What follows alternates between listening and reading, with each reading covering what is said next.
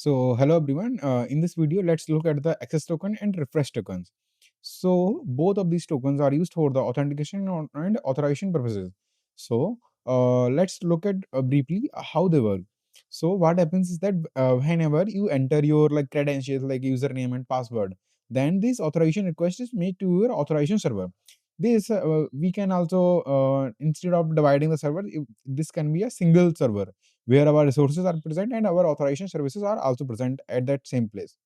So what happens is that when you enter your credentials like username and password, then the authorization server like authorizes you, and then in return it will send you the access token, and along with that one more token, that is refresh token. So we will in short time look at how this refresh token is used. So what happens is that with each and every API call that you make in the application, your access token gets attached to it. So this is your resource server. So what, let's say you are the admin and you are looking at the dashboard or any other thing, then this access token is required at that place. So this resource server will then again verifies whether the user is user is valid or not, and then it will give you the protected resource. So what happens is that this access token has a very it is a very short-lived token, and it has a very short time, like let's say 1 day or some few minutes only for some apps. So this access token gets expired by that time. So what happens is that if you just again make an API request, then this access token, this kind of expired access token will again send to your resource servers, and this resource server will send you an error that this access token is like expired. So then this is like invalid token error that will be sent by the resource server. So what in the front end, what we do, we have gotten this refresh token. So using this refresh token, we will be making another request to the authorization server to get a new access token, so that on your behalf, so that you don't have to like manually enter your like username and password again and again. So instead of that, this refresh token will be used and helpful in generating the access token again. So this refresh token will again like this authorization server will again send you the access token. Now with this access token, you can go ahead and look at your protected resource or like any other thing. So this is how the access token and refresh token works basically. So now let's look at how they are implemented. So let's see how they are implemented. So here I have imported the Express, and for the token I have used the JWT token, which stands for JSON Web Token. And I have initialized our Express app here, and I used this express.json middleware basically. So what it will be doing, it will be like whatever the body is coming in our API calls, then that it will be like parsing those request.body. So yeah, that's it. And these are the some secrets that for now they are the dummy secrets here. So here I have created a array. So this will be storing whatever the refresh token that we will be generating in our app. In real world application, we will be storing those in the database, our database. But just for the demo purposes, I have just created an array only. So yeah. So now let's look how they are working. Like here you can see I have made two functions. First is the create access token, and another is the create refresh token. So what create access token is doing is that it is creating taking an object user and giving it to our JWT.sign, which will be used to generate a JWT token. So yeah, and this is our access secret, and this is the expiration time. So it will okay, I have written in here 10 minutes, but yeah, it is 30 only, 30 seconds only. So yeah, and this is the refresh token. Similarly, it will be also taking the user and it will be generating a refresh token, and which will expire in 7 days. As we have discussed earlier, that the expiry time for the refresh token is generally greater than and that is the purpose as well. That the refresh token should be long lived. So yeah.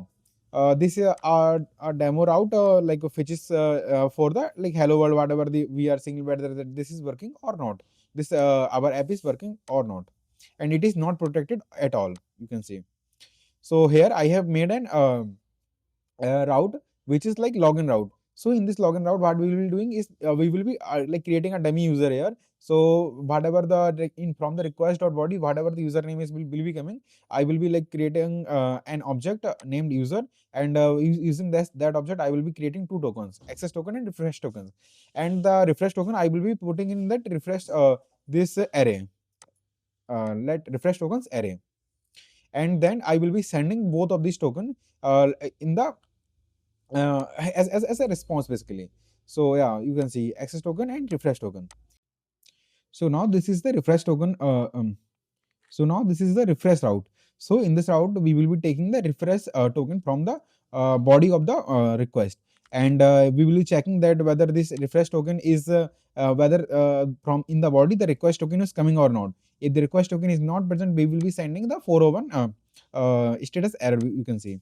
And if refresh token is present, let's say if user sends the refresh token, but if this refresh token is not found in our database, or like in this refresh tokens array, then we will be again sending a 403 error basically.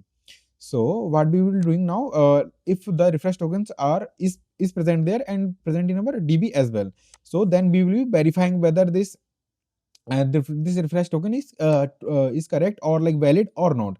So we will be using JWT dot verify method, and we will be in that we will be passing the refresh token, and this is the secret, and this is the callback in which we are using the error and user. So if the error is present, like if the token just expired, then we will be sending the this response with that error code of 403. And if error is not present, then we will be sending not sending, but we will be using the user to like create another access token. So when we create this access token, then we will send this access token in the JSON body for that request, this refresh request. Yeah, you can see.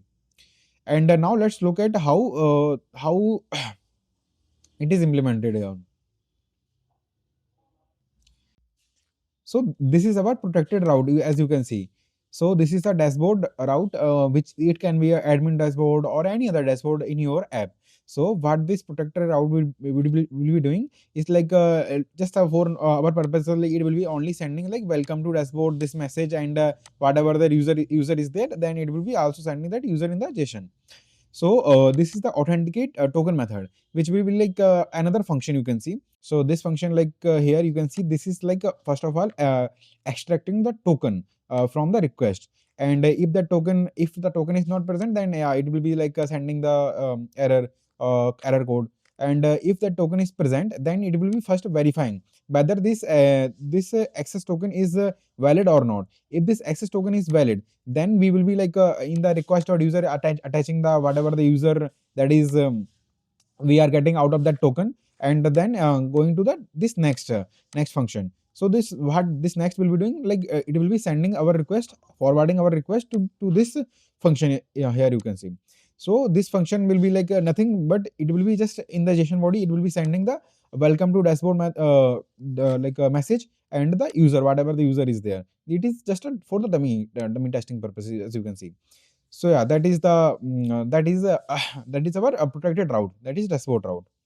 So and we have also added one another method, that is the logout. So in this logout, what we'll be doing is that we will be taking out the refresh token, and this refresh token, whatever that we are getting, then we will be like maybe from the database we will be just deleting it. For now we have just filtered this that refresh token. So now let's do the testing. So here, this is our normal home route. So here I am just using the get request here to get that hello world message that we have used, seen in the code basically. So here we can see like we are getting this response as a hello world only. So now let's do the login. So I have used for the login, I will be sending the username as well as the password.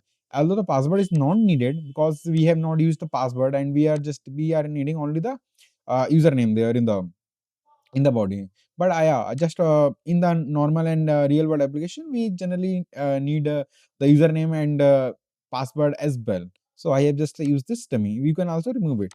So now let's make a post request here. So I am making a post request. So on this request, you can see I have gotten the access token as well as the refresh token. So using this access token, now let's just copy this access token and visit our protected route. So this is our protected route. This dashboard is our protected route, and I will just paste our access token here and make this a get request. So here you can see I have gotten this message and as well as the data regarding the user, whatever the user object is there, that we are also like printing it out here in our JSON. So yeah, that's good. So now after 30 seconds, it will just get expired. So now let's try to revisit it. So here you can see our access token got expired. So we are no longer able to access this dashboard route. So yeah, this is the problem. So what we need to do, we need to then if it is a normal flow, then we need to again then log in, then get this access token, and then again make this dashboard route accessible to us. But using the refresh token, as this refresh token is for the 7 days. So what we can do, we can just copy this refresh token from here, and then using this refresh route, we can generate another access token. So I will be just pasting my refresh token here, and I am just sending this refresh token in our like body, as you can see. So I'm just making another post request. So now you can see I have gotten another access token without like entering my username or password. I just gotten another access token. So what I can do, I just copy this access token again, and now paste here.